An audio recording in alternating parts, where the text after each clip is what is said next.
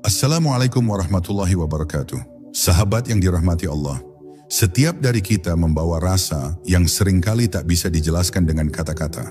Rasa yang kadang hadir dalam hening, kadang bergetar di tengah doa, dan kadang menuntun kita untuk mencari sesuatu yang belum pernah kita temukan. Perjalanan ini bukan sekadar tentang pengetahuan, tetapi tentang mengenali getaran ilahi yang sejak awal telah bersemayam di hati kita. Mari kita jelajahi bersama, perlahan namun pasti, jalan menuju kesadaran itu.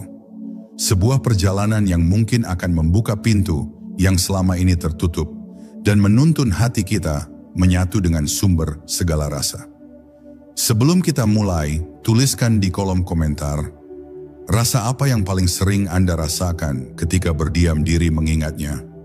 Karena setiap rasa memiliki cerita, dan setiap cerita adalah jalan pulang. Bab 1. Saat rasa pertama kali ditiupkan. Sebelum ada langit yang membentang, sebelum bumi diletakkan di atas fondasinya, sebelum waktu menandai detik pertamanya, ada sebuah ruang yang tidak terikat oleh batas apapun.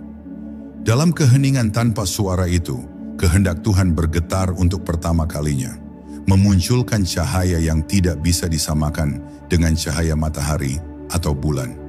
Cahaya itu tidak menyilaukan mata, tetapi menerangi inti keberadaan. Di sanalah, dalam momen yang tak dapat diukur oleh masa, rasa pertama kali ditiupkan. Ia tidak datang melalui wujud atau warna, tetapi melalui gelombang halus yang menembus ke inti segala sesuatu. Sejak itu, rasa menjadi bahasa rahasia antara pencipta dan makhluknya. Rasa ini bukan rasa yang dikenal oleh lidah manusia. Ia bukan manis, bukan pahit, bukan asin, dan bukan pula getir. Ia adalah pengetahuan murni tanpa huruf, pemahaman yang tak memerlukan kalimat.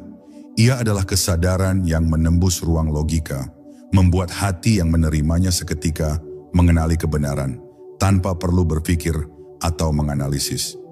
Bahkan para malaikat yang diciptakan dari cahaya hanya mampu tunduk ketika rasa ini memancar, sebab kedalamannya terlalu luas untuk mereka jelajahi sepenuhnya. Manusia pertama kali merasakannya di alam arwah, ketika seluruh jiwa dipanggil ke hadapannya. Suara yang tidak berbunyi itu menanyakan, "Bukankah aku ini Tuhanmu?" Dan seluruh ruh menjawab, bukan dengan lidah, tetapi dengan rasa yang menyala dari kedalaman diri. "Benar, Engkaulah Tuhanku." Momen itu bukan sekadar kesepakatan, tetapi peneguhan janji yang diukir di inti jiwa.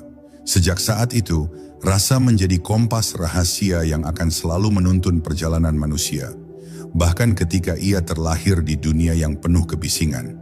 Namun ketika ruh memasuki tubuh dan mata mulai melihat dunia, telinga mendengar suara, serta pikiran dibanjiri pengetahuan luar, rasa itu perlahan terkubur di bawah lapisan-lapisan lupa.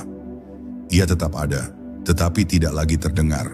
Ia tetap menyala, tetapi cahayanya tertutup debu hasrat, amarah, dan kebanggaan diri. Hanya sesekali ia muncul, seperti kilatan petir di langit malam, mengingatkan bahwa ada sesuatu yang lebih dalam daripada apa yang terlihat. Inilah mengapa perjalanan menuju ilmu rasa ilahi bukanlah perjalanan mencari sesuatu yang baru, melainkan perjalanan kembali pada rasa yang telah ada sejak awal keberadaan kita. Ia bukan pelajaran yang bisa dipelajari dari buku atau didapatkan melalui debat panjang.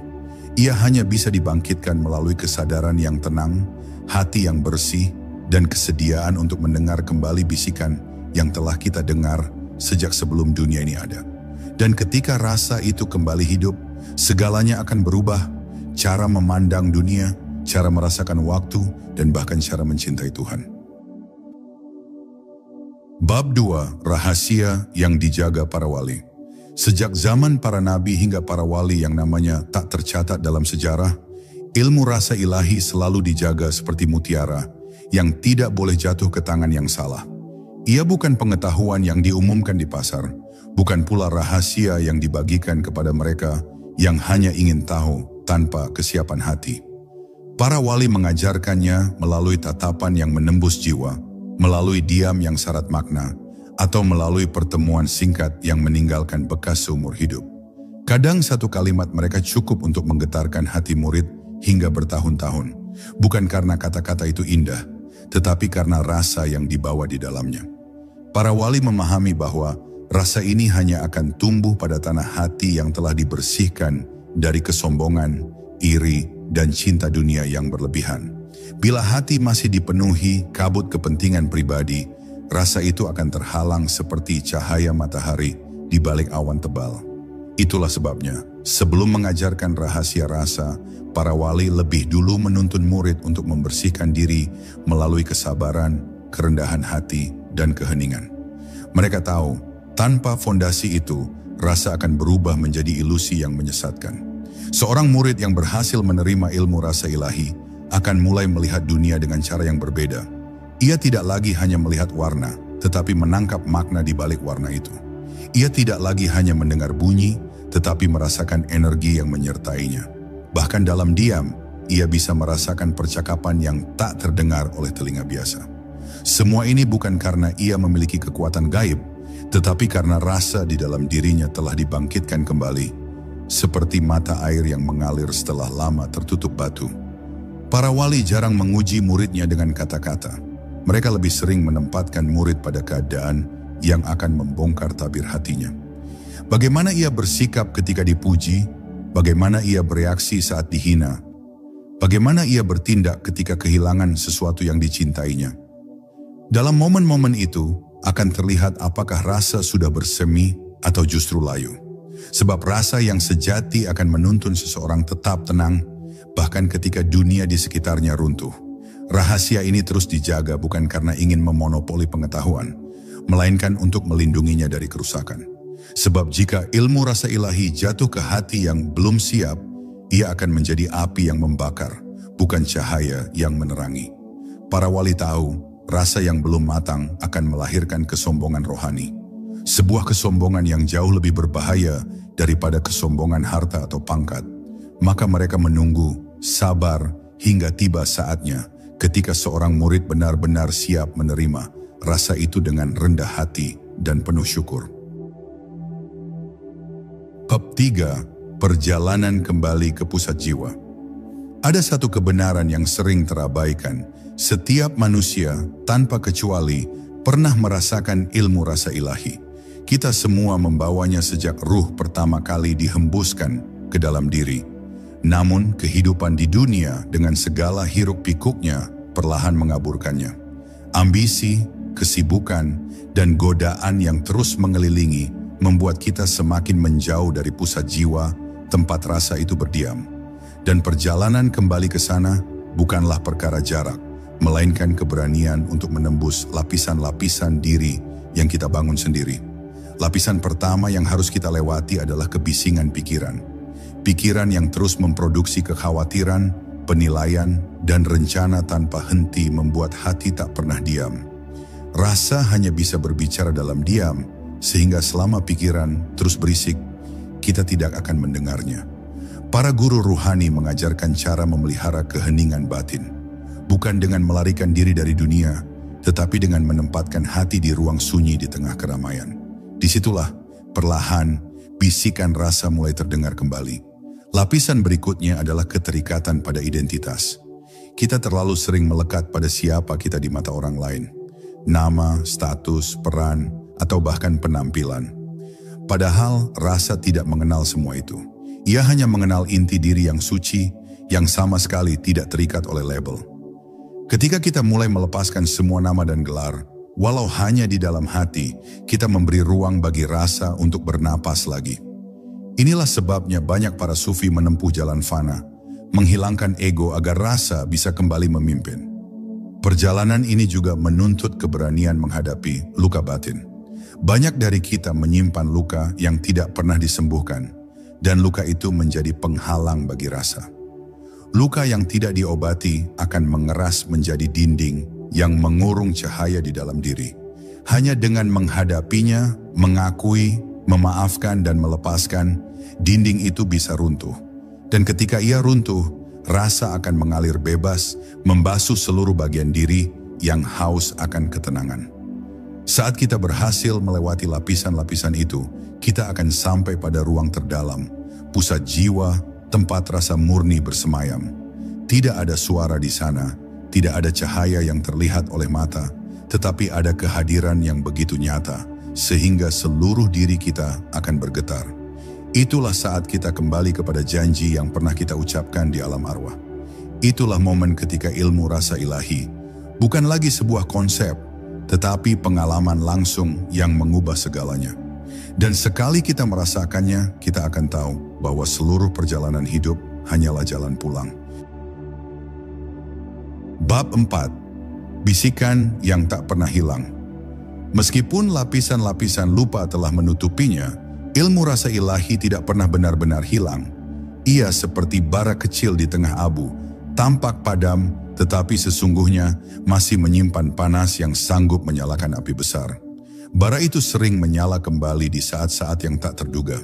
Ketika kita memandang langit malam yang sunyi, ketika mendengar lantunan ayat suci, atau bahkan ketika menghadapi kehilangan yang membuat kita tak berdaya. Dalam momen-momen seperti itu, bisikan rasa muncul sekejap, seolah mengingatkan kita bahwa ada sesuatu yang lebih besar dari dunia yang kita genggam. Bisikan itu tidak berbentuk kata-kata. Ia hadir sebagai getaran halus di dada, sebagai perasaan hangat yang mengalir tanpa alasan jelas, atau sebagai kedamaian yang tiba-tiba menyelimuti di tengah kekacauan. Banyak orang mengabaikannya karena sibuk mencari penjelasan logis, padahal rasa ini tidak tunduk pada logika. Ia adalah bahasa jiwa yang hanya bisa dimengerti oleh hati yang mau mendengar. Jika kita menundukkan kesibukan pikiran dan memberi ruang bagi keheningan, bisikan itu akan terdengar semakin jelas. Namun, tidak semua orang berani merespons panggilan itu. Ada yang takut karena tidak mengerti dari mana ia datang. Ada yang menolaknya karena khawatir dianggap aneh oleh orang lain. Ada pula yang mengira itu hanyalah permainan perasaan. Padahal setiap kali kita mengabaikannya, kita menunda pertemuan dengan diri sejati kita sendiri. Dan semakin sering kita menundanya, semakin tebal lapisan yang memisahkan kita dari sumber rasa tersebut. Para pencari kebenaran tahu bahwa bisikan ini adalah pintu. Mereka tidak tergesa-gesa memasukinya, tetapi juga tidak membiarkannya tertutup. Mereka duduk dalam diam, membiarkan bisikan itu memandu langkah demi langkah. Tidak semua yang dibisikkan mudah diterima. Kadang ia mengajak kita meninggalkan sesuatu yang kita cintai, atau menghadapi kebenaran yang selama ini kita hindari. Tetapi setiap langkah yang diambil menuju bisikan itu, membawa kita lebih dekat kepada cahaya yang menjadi sumber segala rasa. Pada akhirnya kita akan sadar bahwa bisikan ini adalah bentuk kasih sayang ilahi yang tidak pernah berhenti memanggil. Ia seperti cahaya rumah yang selalu menyala, menunggu anaknya pulang meski sudah lama pergi. Tidak peduli seberapa jauh kita tersesat, bisikan itu akan tetap ada, sabar menunggu, hingga suatu hari kita cukup berani untuk mengikutinya. Dan ketika hari itu tiba, kita akan mengerti bahwa ia bukan sekadar panggilan, melainkan undangan untuk kembali kepadanya, kepada tempat di mana rasa sejati berdiam tanpa pernah pudar. Bab 5. Cahaya yang menghidupkan rasa.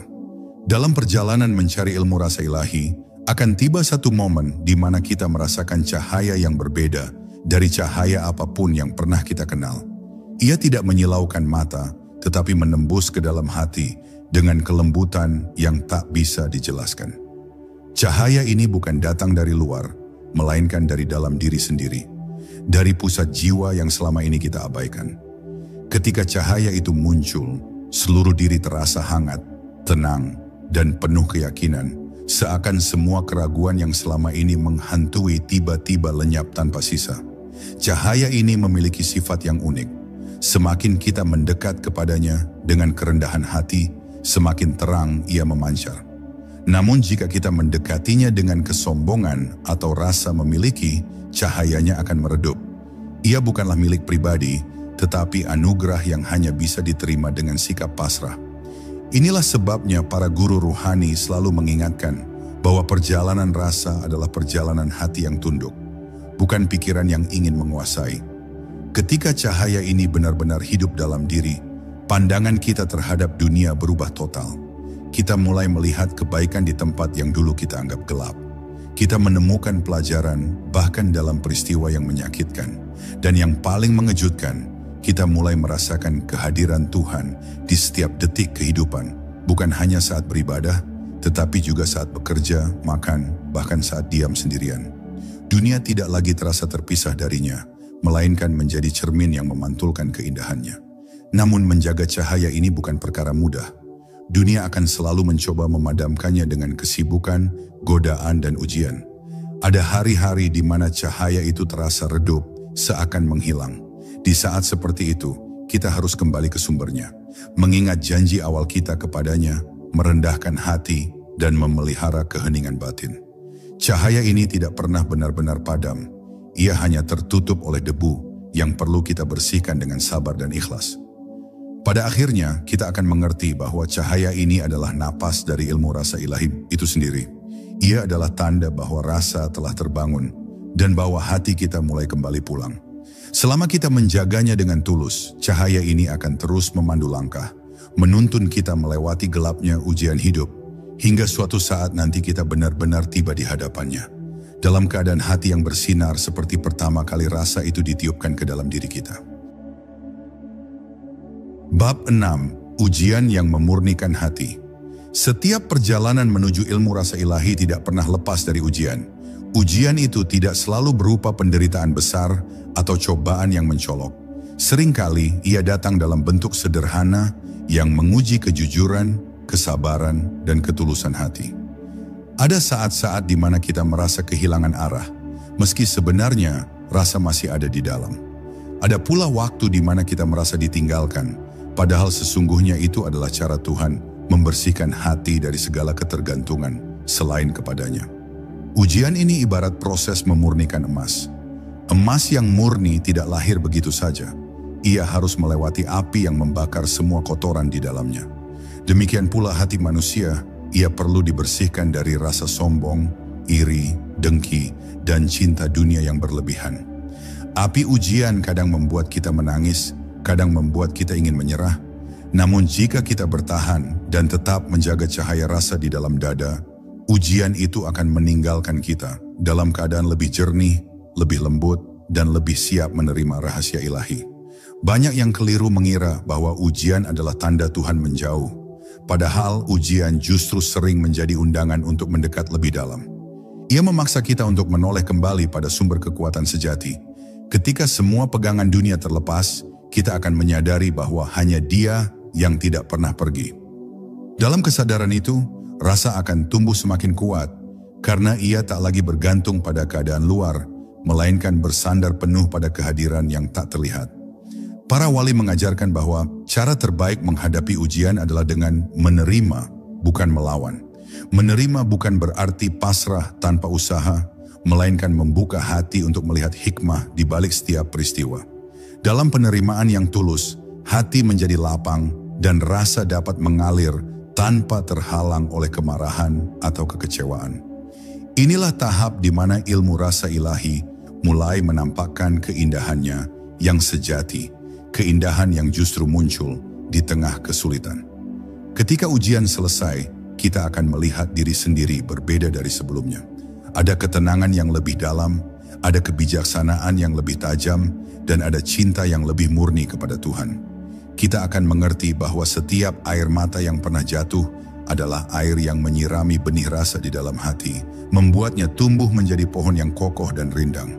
Dan dari pohon itulah cahaya rasa akan terus memancar, menjadi penuntun dalam sisa perjalanan kita menujunya.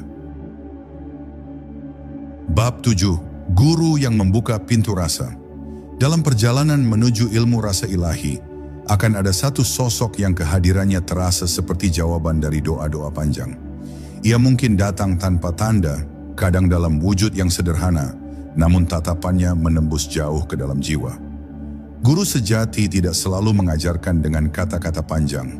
Terkadang satu kalimat darinya cukup untuk membangunkan kesadaran yang telah lama tertidur. Dan seringkali, bahkan dalam diamnya, ia memberi pelajaran yang jauh lebih dalam daripada ribuan buku. Guru rohani bukan sekadar pemberi ilmu. Ia adalah pembuka pintu yang selama ini tertutup rapat di dalam hati muridnya. Ia tidak memaksakan pemahaman, tetapi menuntun dengan kesabaran hingga murid menemukan rasa itu sendiri.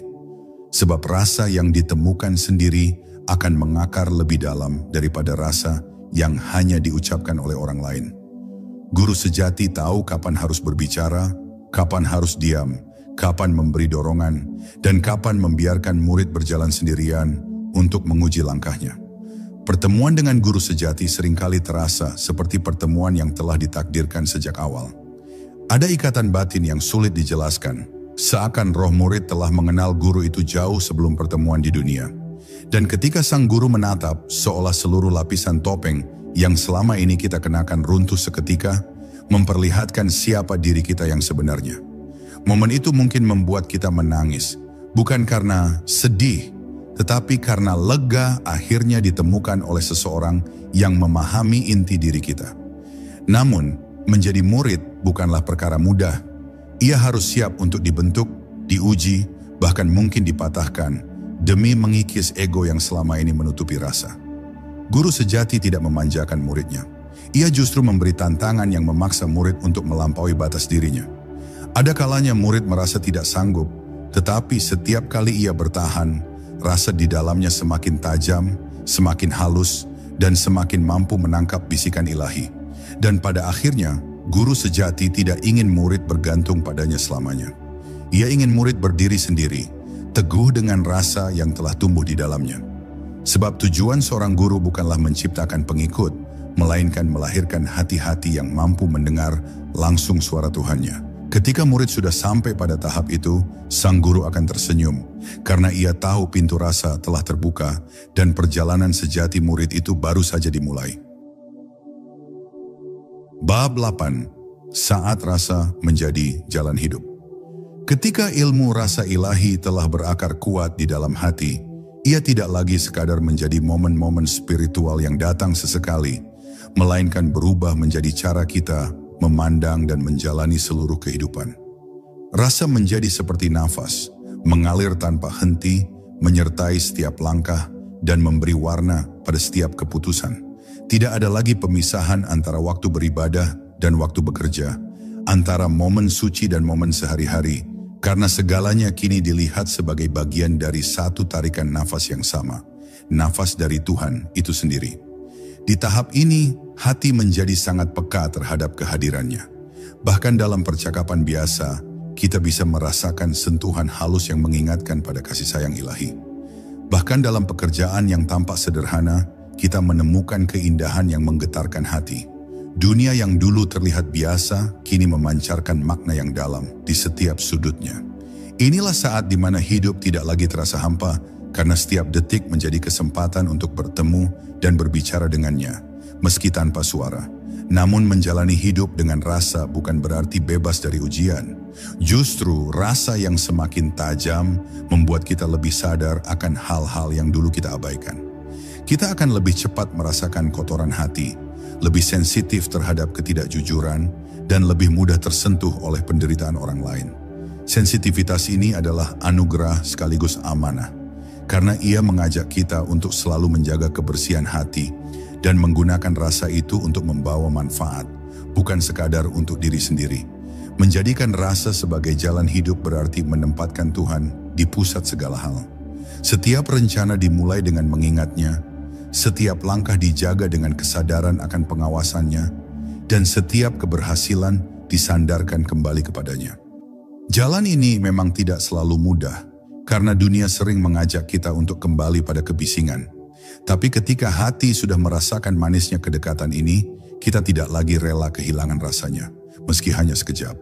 Pada akhirnya hidup dengan rasa membuat kita mengerti bahwa tujuan kita bukanlah sekadar sampai pada akhir perjalanan, tetapi menjadikan setiap langkah sebagai ibadah.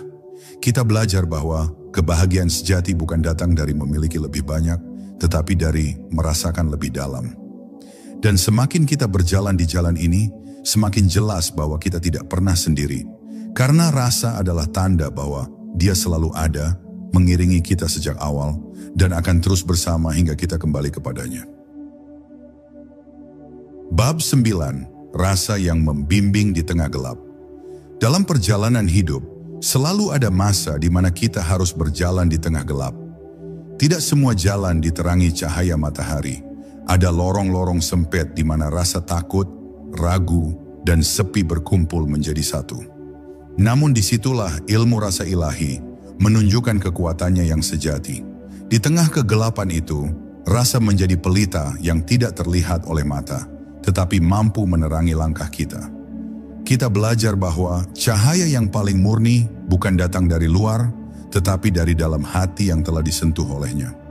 Gelapnya ujian seringkali membuat kita ingin menyerah, tetapi rasa mengajarkan bahwa setiap kesulitan memiliki bisikan rahasia, sebuah pesan dari Tuhan yang tidak akan kita pahami jika hanya mengandalkan pikiran.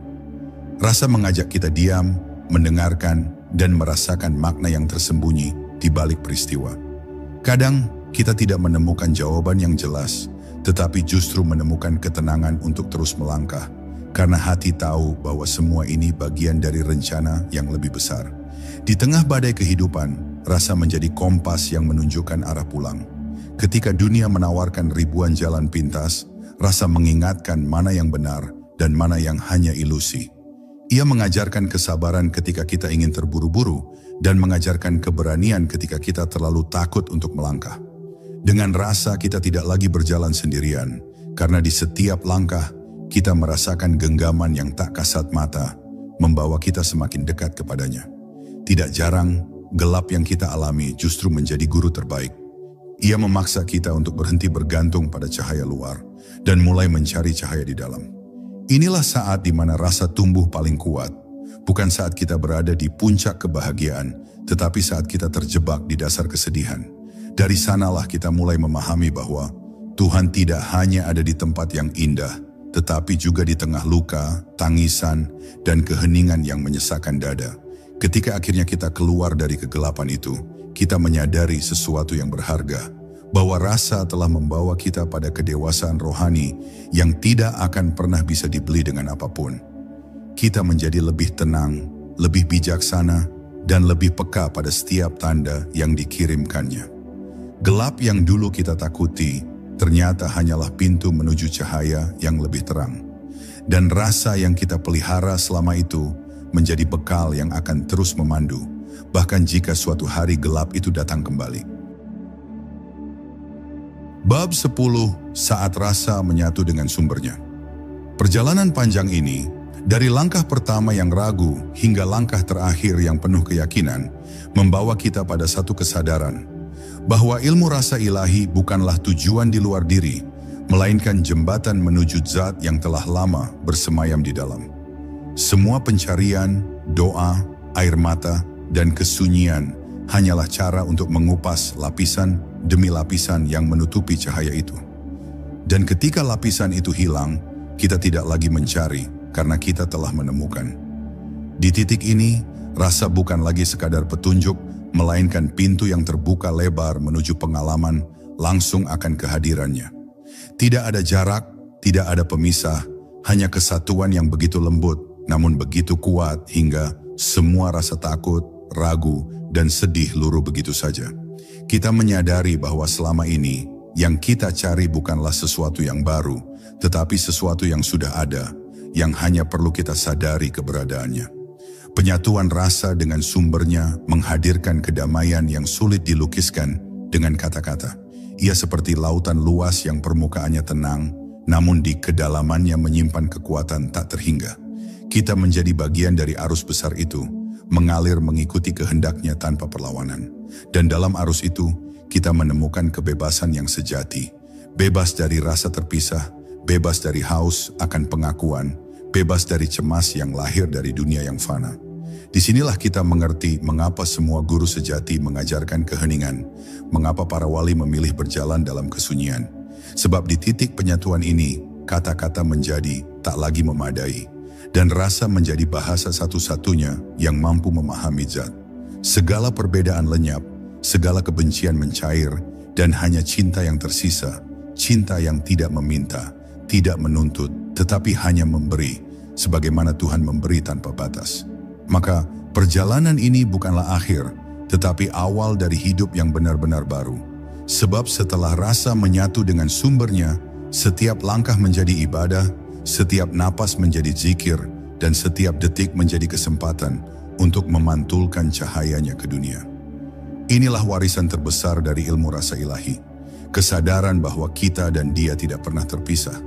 Dan ketika kita mengerti itu, kita tidak lagi berjalan mencari Tuhan, melainkan berjalan bersama Tuhan. Sahabat, perjalanan kita hari ini hanyalah sekuil dari samudra luas yang menunggu untuk dijelajahi. Rasa ilahi itu tidak pernah pergi, ia hanya menunggu untuk disadari. Jangan biarkan hari ini berlalu tanpa sejenak merenung, menyelami apa yang hati Anda bisikkan saat mendengar kisah ini. Insya Allah, di pertemuan berikutnya kita akan membuka lembaran baru yang mungkin akan membawa Anda lebih dekat lagi pada Sang Pemilik Rasa. Sampai saat itu tiba, jagalah hening, jagalah zikir, dan biarkan cahayanya menetap di relung jiwa. Wassalamualaikum warahmatullahi wabarakatuh.